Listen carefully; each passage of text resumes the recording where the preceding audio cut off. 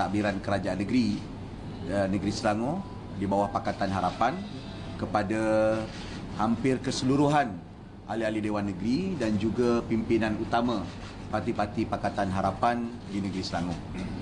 Pertamanya, saya ingin menegaskan kembali sekali-sekali bahawa Parti Keadilan Rakyat, Parti Tindakan Demokratik ataupun DAP dan Parti Amanah Negara, Amanah, telah bersepakat untuk meneruskan mandat besar yang telah kita terima pada pilihan raya ke-14 yang lepas dengan meneruskan sokongan penuh kepada kepimpinan saya selaku Menteri Besar dan juga ahli-ahli Esko Kerajaan Negeri Selangor, dan ini adalah sebagai menghormati mandat rakyat yang besar dan juga kepercayaan yang tinggi kepada Pakatan Harapan di Negeri Selangor pada PRU ke-14 yang lepas.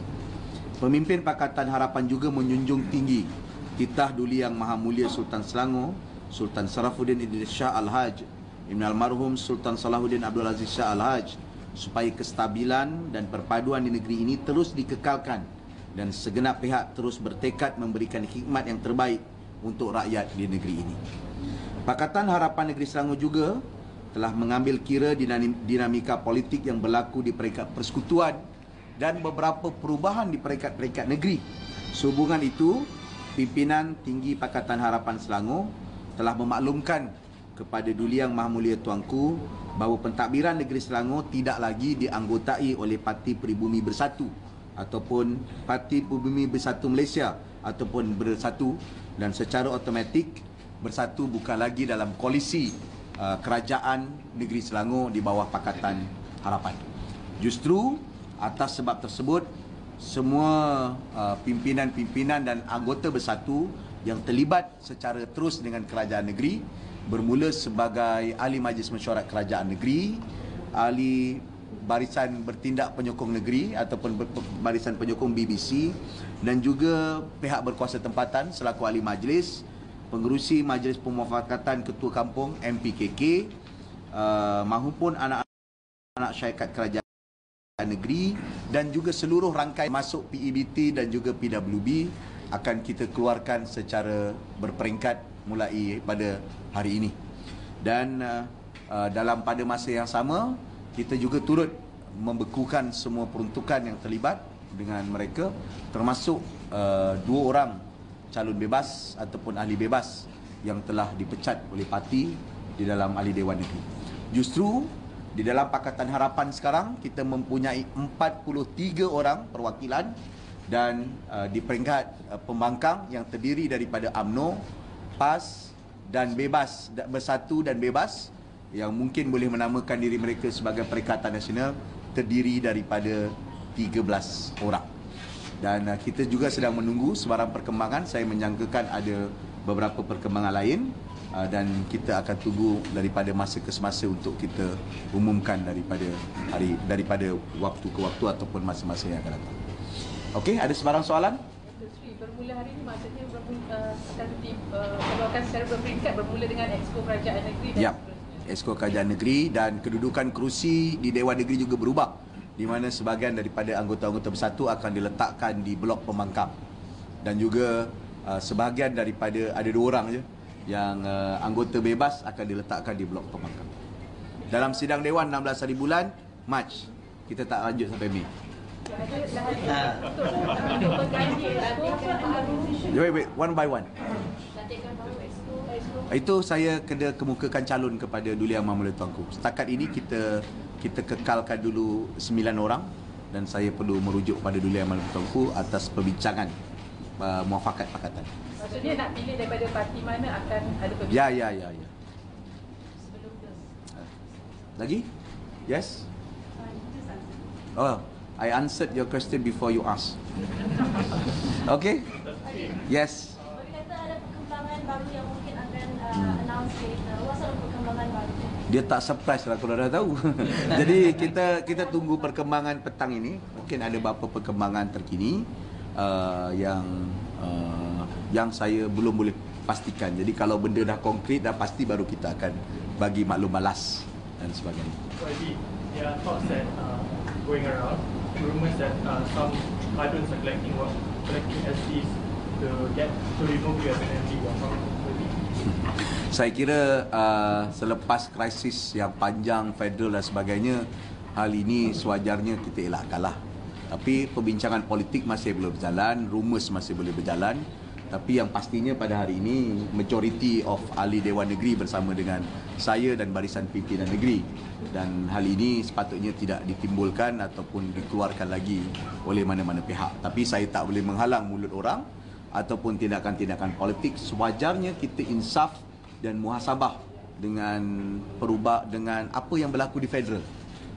That's mengapa kita boleh selesaikan masalah di Selangor within 24 hours ataupun less 48 hours, kerana adanya unity dan muafakat yang jitu di kalangan pimpinan Pakatan Harapan.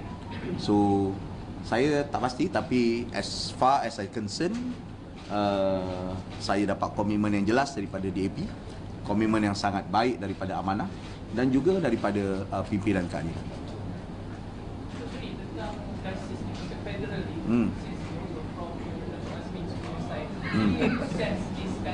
I with keadilan now. I'm not join him to become a bebas or dipecat.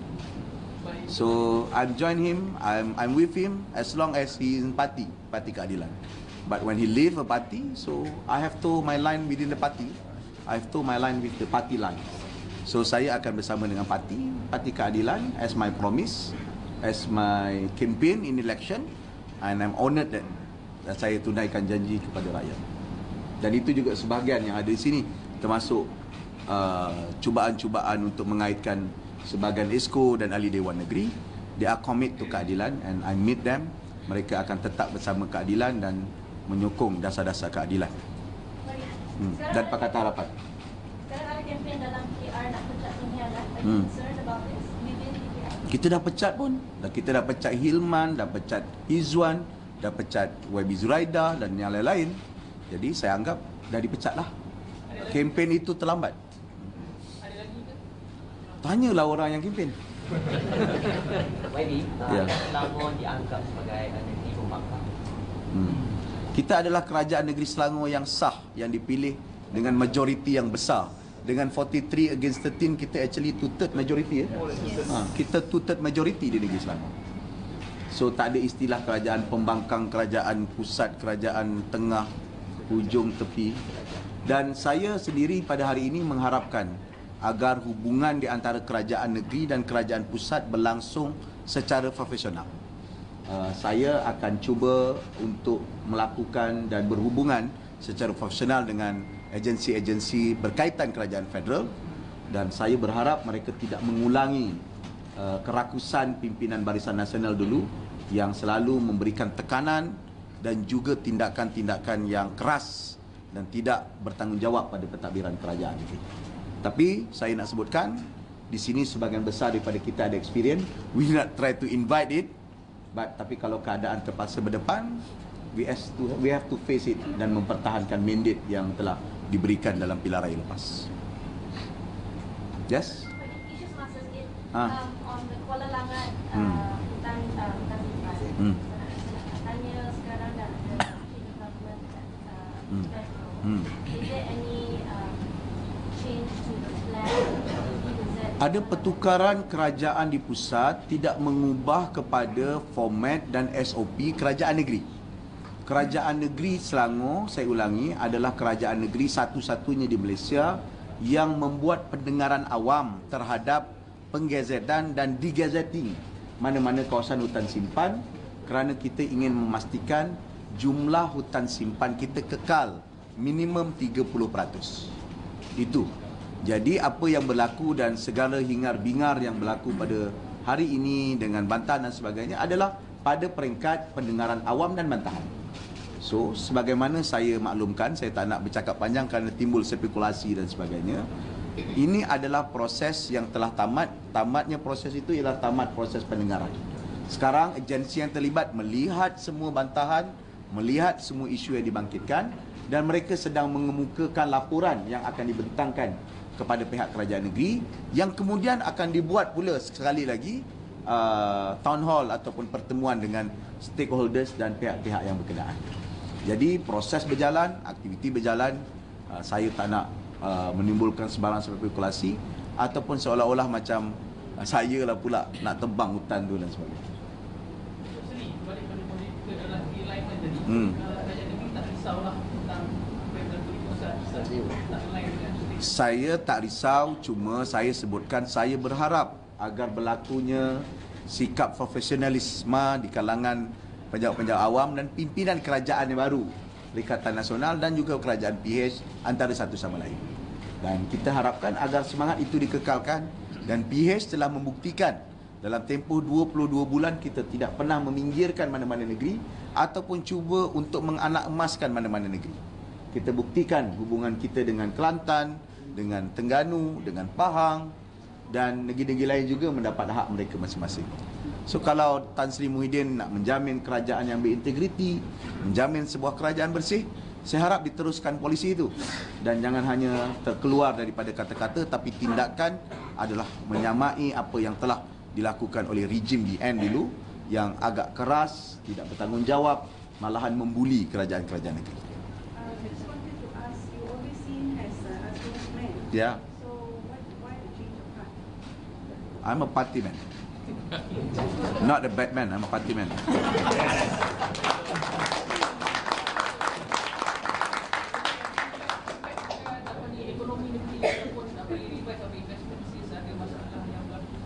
Kita tengok angka-angka lagi, kita menilai dan sebagainya. Sebab itu saya percaya dengan keputusan yang begitu pantas. Negeri Selangor adalah negeri pertama yang menyebutkan tidak ada sebarang perubahan dan sebagainya.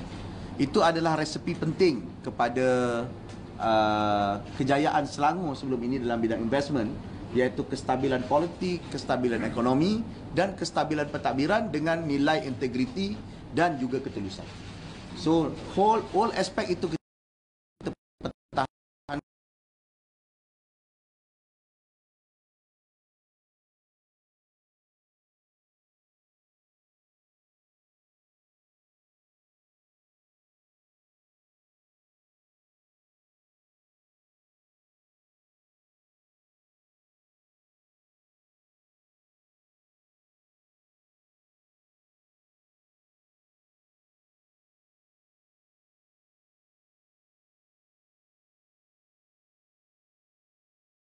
Masalah yang hilang ingatan tadi pada bulannya, tetapi apabila memorinya kembali, dia meloloskan diri dari fasiliti itu dan memburu orang yang membunuhnya dan juga isterinya.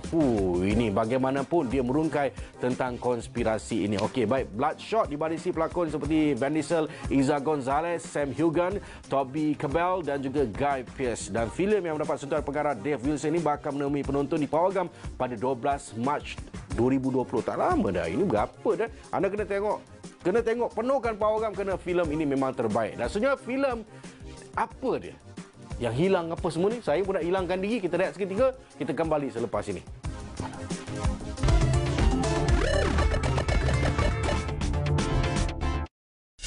Program baru mengenai daya kreativiti dan kebolehan menyusun idea sehingga terciptanya sesuatu yang baru.